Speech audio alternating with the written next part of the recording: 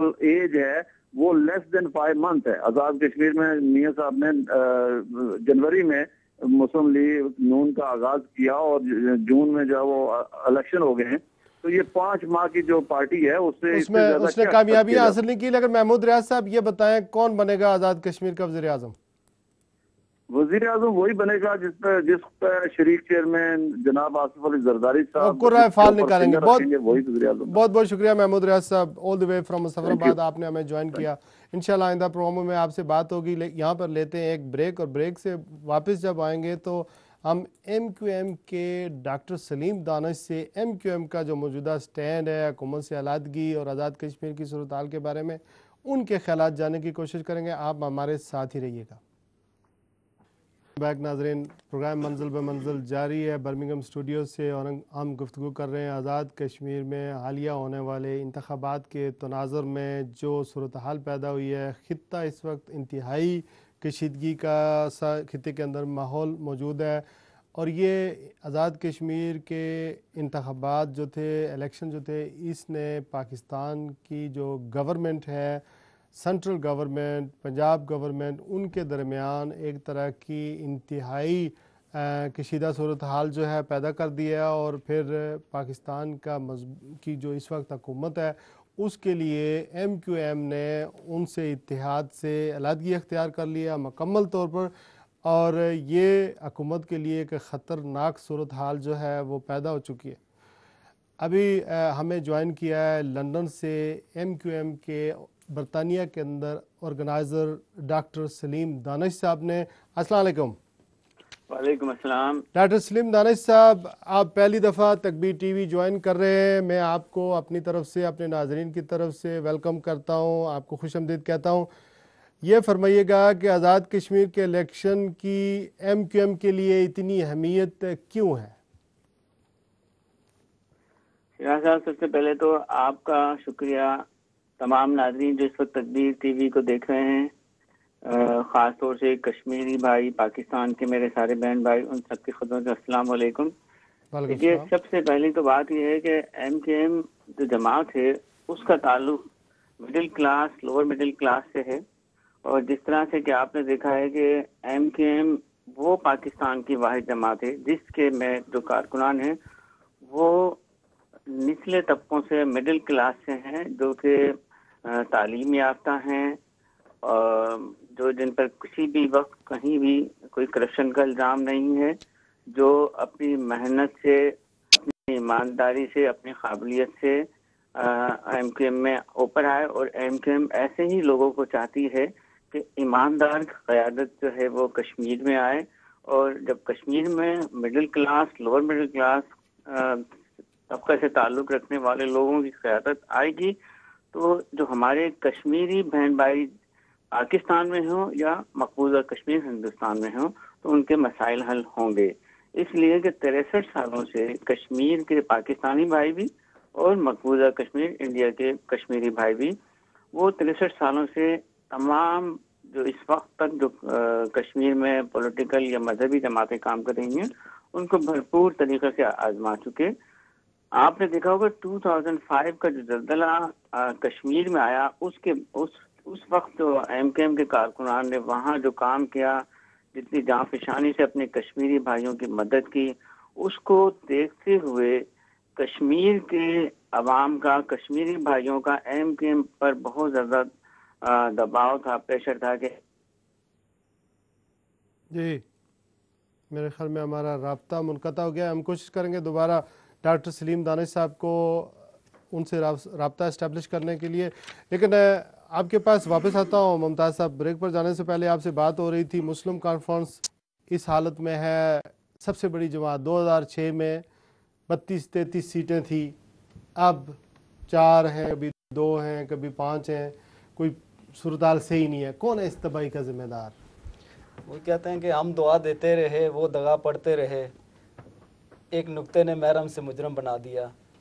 تو یہ اشارہ کس کی طرف ہے؟ اب سمجھتے ہیں سب نہیں، لیکن کون جماعت کو، ناظرین کے لیے تھوڑا سا کھل کر بات کرنی پڑے گی. تو میں کون ذمہ دار ہے اس کا؟ اس کے لیے آپ دیکھ لیں جو پہلے سین گروپ جنہوں نے بنایا ہے، پھر ابھی نون گروپ بنا دیا ہے. اگر ساتھ ایک آپ کی ریاستی جماعت ہے اس کو لے کے چلتے، آپ ریاست کے تقدس کو باہر رکھتے، تو آپ کو وہ سب کچھ مل جاتا. لیکن مجھے سمجھ نہیں آ رہی ہے یہاں پہ شخصیات کی اور انا پرستی کی سیاست ہو رہی ہے. یہاں پہ ملک کی یا ریاست کے لیے وہ سیاست نہیں ہو رہی ہے، کشمیر کاز کے لیے سیاست نہیں ہو رہی ہے، بلکہ یہ ایک اپنی انا کے لیے سیاست ہو رہی ہے.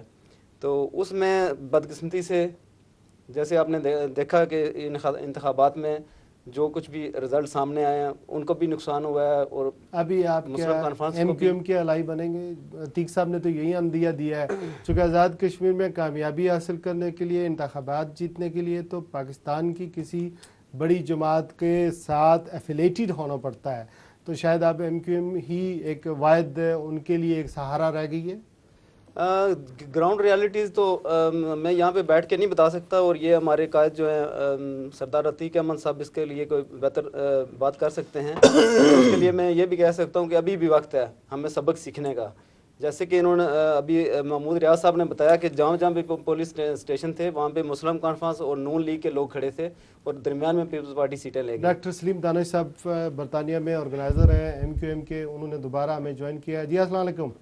وعلیکم السلام. اچھا یہ میں اپنی بتائیں. بات کرتے شروع وہیں سے کروں گا جہاں سے ڈراپ ہو گئی تھی بات ہماری. جی تو دیکھیے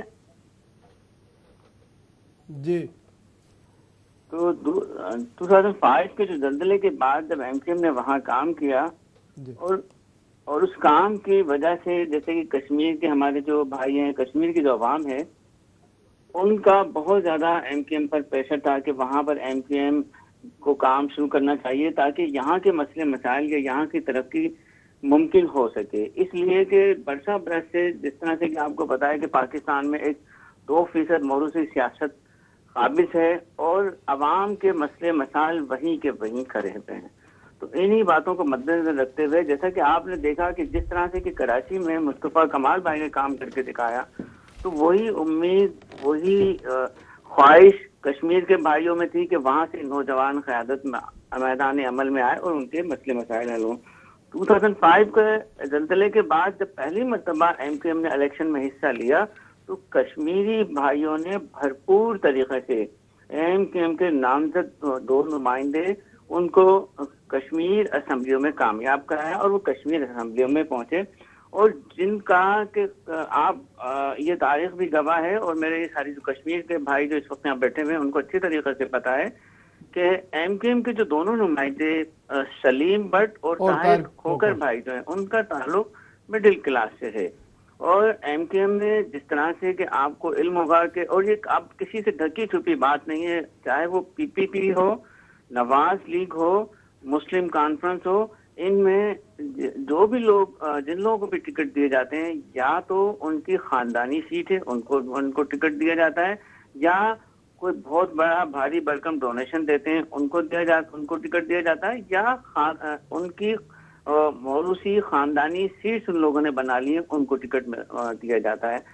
ایم کیو ایم نے پہلی مرتبہ کشمیر میں تبدیلی اس طرح سے پیدا کی کہ ایک مڈل کلاس سے 2 لوگوں کو بھیجا جو کہ خالصتاً کام کی بنیاد پہ ایم کیو ایم نے ان کو اسمبلی میں بھیجا. اسی امید کو کشمیر کے جو ہمارے دیگر جو بھائی ہیں، دیگر جو عوام ہیں، انہوں نے اسی خواہش کا اظہار کرتے ہوئے ایم کیو ایم میں جس طرح سے شمولیت کی. اور آپ کو اندازہ ہوگا، آپ نے دیکھا بھی ہوگا حالیہ کشمیر میں جو الیکشن ہوئے اس سلسلے میں جس طرح سے جوش، ولولے، امنگ کے ساتھ کشمیریوں نے ایم کیو ایم کے پلیٹ فارم کے نیچے جس طرح سے کام کیا، محنت کی ہے. اچھا سلیم، چونکہ ڈاکٹر دانش صاحب چونکہ وقت بڑا محدود ہوتا ہے، کرنٹ پہ بھی آئیں گے، لیکن آپ یہ بتائیں کہ آپ اگر دوبارہ ابھی 12 سے پہلے جیسے کہ عندیہ ملا ہے کہ الیکشن ہوں گے، ظاہر ہے آپ یہ دونوں سیٹیں دوبارہ جیت بھی سکتے ہیں اور سلیم بٹ صاحب اور طاہر کھوکر صاحب دوبارہ اسمبلی میں پہنچ سکتے ہیں، لیکن آپ نے جو سٹینڈ لیا ہے وفاقی گورنمنٹ کے ساتھ اتحاد ختم کرنے کا، اس کی وجہ کیا صرف یہ آزاد کشمیر کے انتخابات تھے یا بیہائنڈ دا سین کچھ اور تھا؟ چونکہ یہ بہت ایک طرح کا 6-7 دفعہ یہ ایسے اتحاد ہوا ہے، آپ کی مفاہمتی پالیسی پیپلز پارٹی کے ساتھ جاری و ساری رہی، روٹنے منانے کا یہ سلسلہ، یہ رومانس کا سلسلہ اب کیا پرماننٹلی ختم ہو گیا ہے یا اس میں کچھ دوبارہ حکومت میں آپ کے جانے کے چانسز ہیں کہ آپ نے باقاعدہ اپوزیشن میں آپ بیٹھنے کا اعلان کر دیا ہے؟ دیکھیے دیکھیے شہراز صاحب، سب سے پہلی بات تو میں آپ کو بتا دوں، میں اپنی بات پہ وہیں سے شروع کر دوں کہ آزاد کشمیر کے انتخابات کو ایم کیو ایم غیر آئینی، غیر قانونی، غیر اخلاقی سمجھتی ہے، اور یہ کسی بھی طرح سے صحیح انتخابات نہیں ہیں، اس لیے کہ جس طرح سے دھوس دھاندلی دھمکی اور جس طرح کا رویہ پی پی کے حکومت نے ایم کیو ایم اپنے اتحادی کے ساتھ روا رکھا، وہ کسی بھی طرح سے ناقابل قبول ہے۔ تو اور دوسری بات یہ ہے کہ ایم کیو ایم نے جو اس وقت فیصلہ لیا ہے وہ اٹل ہے، اور اس کے بہت ٹھوس ثبوت شواہد ہیں، اسی بنیاد پر ایم کیو ایم نے اتنا بڑا انتہائی اقدام اٹھایا ہے کہ جس طرح سے ایم کیو ایم نے پی پی گورنمنٹ کا آپ نے دیکھا 2008 کے بعد جس طرح سے ساتھ دیا، جناب آصف علی زرداری صاحب کو صدر کے لیے نامنیٹ کیا، جبکہ ان کی اپنی پارٹی میں ان کے لیے رائے نہیں بن پائی تھی۔ اسی طرح سے یوسف رضا گیلانی صاحب کو وزیر اعظم کے لیے ایم کیو ایم نے اپنی بھرپور حمایت کا بھرپور نہ صرف یقین دلایا بلکہ مدد کی۔ اسی طرح سے کہ کئی ایک بار آپ نے دیکھا کہ حکومت کو ایم کیو ایم نے جس طرح سے سنبھالا دیا ہے، وہ صرف اور صرف ڈیموکریسی کو اور ایم کیو ایم نے پاکستان میں جمہوری نظام کو قائم رکھنے کے لیے جس طرح سے ساتھ دیا، اس کا صلہ یہ دیا کہ ایم کیو ایم کی پیٹھ میں آپ کو ڈاکٹر صاحب چونکہ ایک اور مہمان بھی ہمارے ساتھ سید بخاری صاحب بھی لائن پر ہوں گے، وقت محدود ہے، 3 مہمان میرے اسٹوڈیو میں بیٹھے، لیکن یہ آپ ذرا سا یہ ہمیں بتا دیں کہ اگر آپ اپوزیشن میں گئے، کل ڈاکٹر میں سن رہا تھا مسلم لیگ نون نے آپ کو ویلکم کہا ہے، احسن اقبال نے آپ کو ویلکم کہا ہے، تو کیا ایم کیو ایم اپوزیشن جماعتوں کے ساتھ مل کر مڈ ٹرم انتخابات کا مطالبہ کرے گی، حکومت کو ڈی اسٹیبلائز کرے گی؟ کیا صورتحال پیدا ہونے والی ان فیوچر؟ دیکھیے، یہ سب سے بات آپ نے بالکل بہت اچھی بات کہی۔ ایم کیو ایم نے آج آپ نے یہ ریڈیو اپنے ٹی وی میں اور اخبار میں کل خبر آ بھی جائے گی کہ ایم کیو ایم نے باقاعدہ طور پر اپوزیشن سیٹ کے لیے اپلائی بھی کر دیا ہے اور اپوزیشن سیٹوں پر بیٹھے گی، اور ظاہر سی بات ہے ایم کیو ایم اپنا بھرپور اپوزیشن کا کردار کر کے دکھائے گی، اور اس سلسلے میں جو اپوزیشن کی جماعتیں ہیں، ظاہر سی بات ہے جس طرح سے انہوں نے ایم کیو ایم کے مثبت رویے کی حمایت کی، ایم کیو ایم بھی یقیناً پاکستان کے بہتر مفاد میں بہتر فیصلے کر کے اور پاکستان کے جو عوام کو انشاءاللہ ریلیف دلانے کی بھرپور طریقے سے کوشش کرے گی۔ اور نہ صرف ایم کیو ایم نے، ابھی اپوزیشن اس سے پہلے بھی حکومت کا حصہ ہوتے ہوئے، اتحادی ہوتے ہوئے عوامی مسائل کو یا حکومت کی غلط پالیسیز کو جس طرح سے اجاگر کیا ہے، یہ حکومت میں رہتے ہوئے اس سے پہلے پاکستان کی تاریخ میں کسی نے بھی نہیں اجاگر کیا۔